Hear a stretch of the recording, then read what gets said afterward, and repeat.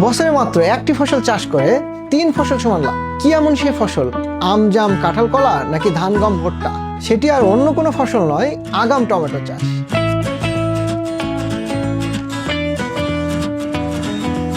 আগাম টমেটো চাষ করতে গেলে যে বিষয়গুলো মাথায় রাখতে হয় সেই বিষয়গুলো নিয়ে সম্পূর্ণ আকারে এই ভিডিওটি তৈরি করা হচ্ছে। যদি আপনি চিন্তা করেন যে আগাম টমেটো চাষ করবেন আর এই যে বিষয়গুলো আপনাকে লসের সম্মুখীন করতে পারে অথবা অতিরিক্ত লাভের দিকে নিয়ে যেতে পারে, এরকম যদি আপনার মনে কোনো প্রশ্ন ঘুরপাক খেয়ে থাকে তাহলে এই ভিডিওটি আপনার জন্য।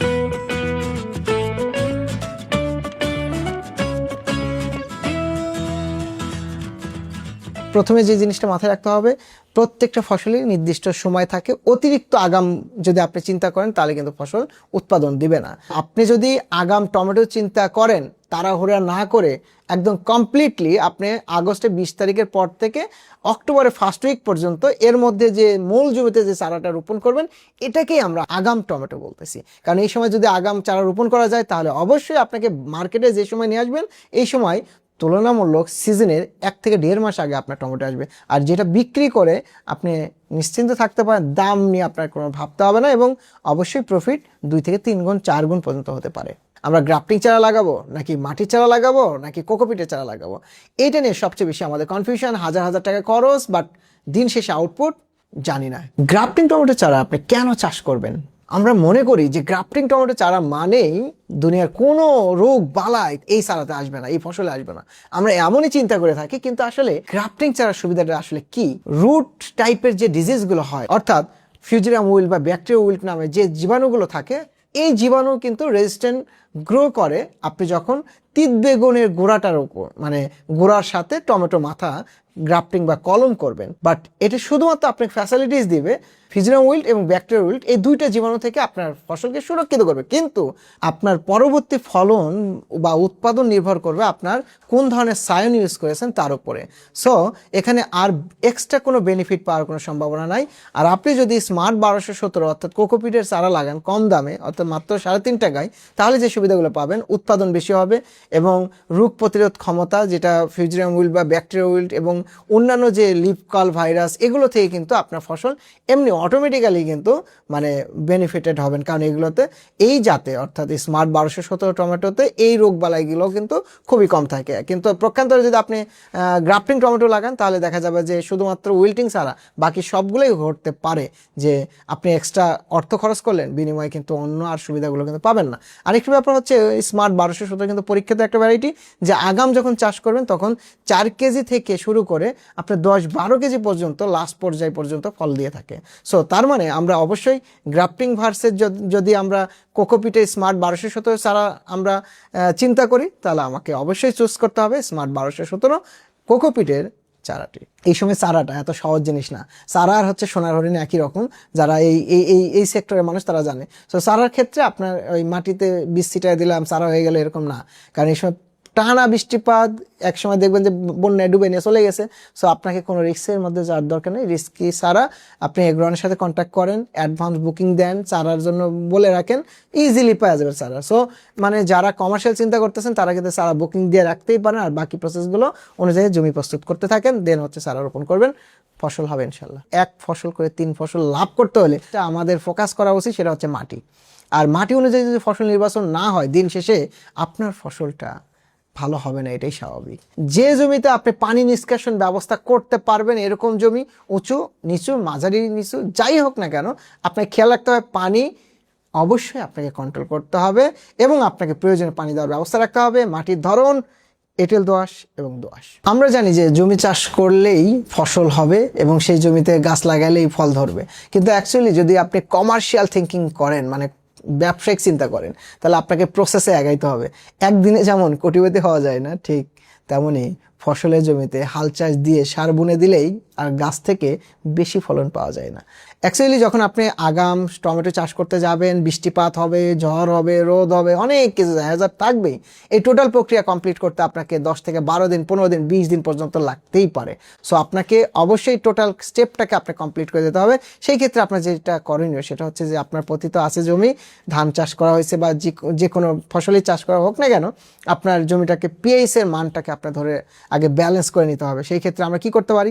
পিএইচ এর মানটাকে ঠিক রাখার জন্য আপনি নর্মালি যদি চিন্তা করেন আপনার উত্তর অঞ্চলে যে জমিগুলো আছে এগুলো সবই অম্লীয় মাটি। অ্যাসিডিক মাটি বা অম্লীয় মাটি মানে হচ্ছে এর পিএইচ এর মান 5.5 এর নিচে। কিন্তু আমরা যেটা দেখি যে উত্তর অঞ্চলে ম্যাক্সিমাম মানে পিএইচ এর মানে হচ্ছে 4.2, 4.3, 4.4 এরকম। তার মানে এই জমিতে আপনি যখন টমেটো লাগান, এই টমেটোর আদর্শ পিএইচ কত? আপনার মিনিমাম 5.8 থেকে 6.5 বা 6.8 পর্যন্ত, এটা হচ্ছে আদর্শ টমেটোর জন্য। সো আপনাকে সেটা নিশ্চিত করতে হবে, না হলে কিন্তু আবার কি নিউট্রিশন যা দিবেন মানে সার যাই দেন গাছে খাইতে পারবে না। আপনি যদি শতক প্রতি 3 থেকে 4 কেজি করে চুন ব্যবহার করেন তাহলে আপনার এটা ব্যালেন্স আসবে। দুইটা কাজ করবে, একটা মানে পিএইচ এর মানটাকে লেভেল করবে, আর একটা হচ্ছে মাটি শোধনের ক্ষেত্রেও কাজ করবে। আর একটা ব্যাপার আছে সেটা হচ্ছে ক্যালসিয়াম। আমরা দেখবো যে টমেটোতে ব্যাপক পরিমাণে ওই যে নিচের দিকে যে কালো হয়ে যায়, মানে টমেটোর নিচের সাইডে তলা পচা লাগে, এটা কিন্তু ক্যালসিয়ামের ডিফিসিয়েন্সি একটা বড় কারণ। সো সেই ক্ষেত্রে আমাদের মাটিতে তখন ক্যালসিয়াম অ্যাড করবে, সালফার অ্যাড করবে, এবং দেখা যাবে যে আমাদের গাছে হেলদি হবে এবং ফার্টিলাইজার যা দিবেন তাই প্রপারলি গাছ গ্রহণ করতে পারবে। তো তার মানে এই কাজটা করতে হবে যখন আপনি জমি আল বাঁধা বলে যেটাকে, চারিদিকে আল বেঁধে দেন শতাংশে 3 থেকে 4 কেজি হারে ডলোচন ছিটাবেন, তারপরে আপনি চাষ দিয়ে দিবেন, দিয়ে কাদা চাষ বলে যেটাকে, ধান চাষ দেওয়ার আগে যেরকম করে সেভাবে রাখলেন, মাটি একটু হালকা শুকাইলো, তারপর আবার চাষ দিবেন। তখন আপনি যে কি করবেন, ক্রপ মাস্টার জৈব সার যেটা বলে সেটা দিয়ে দিবেন। দিলে কি হলো, মাঝখানে হয়তো 1 সপ্তাহ গ্যাপ, তারপরে আপনি আসেন, এর ফাঁকে কিন্তু আপনাকে হয়তো রোদ পাবেন, আবার এর মধ্যে বৃষ্টি হবে। এই রোদ যখনই পাইলেন তখনই আপনাকে ফাইনাল চাষগুলো দিয়ে এরকম 4টা 5টা 6টা 7টা পর্যন্ত চাষ লাগতে পারে। লাস্ট চাষে যে আপনার অন্যান্য রাসায়নিক সারগুলোকে সুন্দর করে নিউট্রিশন, ব্যালেন্স নিউট্রিশন দিতে হবে।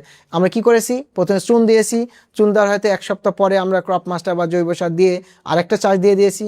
তারপরে যে আমরা কি করতেছি, যে সকল প্রকার রাসায়নিক সার বা মাইক্রোনিউট্রিয়েন্ট যেগুলো আছে সেগুলো আমরা কিন্তু দিয়ে তারপর ফাইনাল চাষ করে বেড তৈরি করে নিচ্ছি।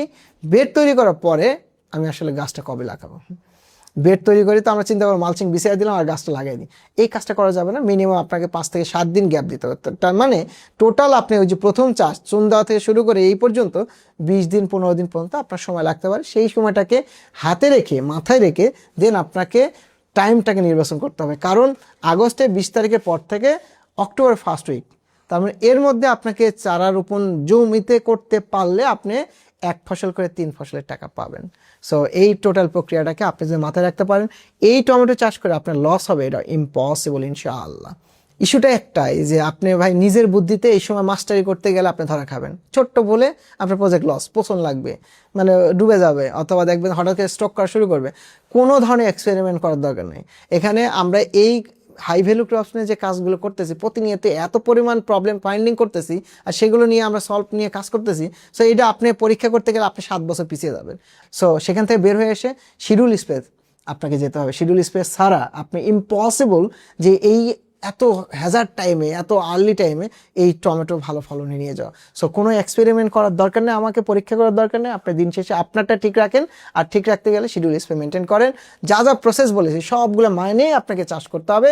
এটাই ভালো, এটাই সম্ভাবনা। বাংলাদেশের প্রেক্ষাপটে এই 2.5-3 কোটি মানুষের কর্মসংস্থান যদি করতে চাই তাহলে হাই ভ্যালু ক্রপস কৃষিতে আসতে হবে, ছোট ছোট এন্টারপ্রেনার তৈরি করতে হবে, দিন শেষে তাদেরকে ট্রেন আপ করে সার্ভিস দিয়ে টিকে থাকতে হবে। আর সেই জায়গাতে কিছুটা কন্ট্রিবিউট করতেছে এগ্রন, আশা করি আপনার জন্য ভালো হবে।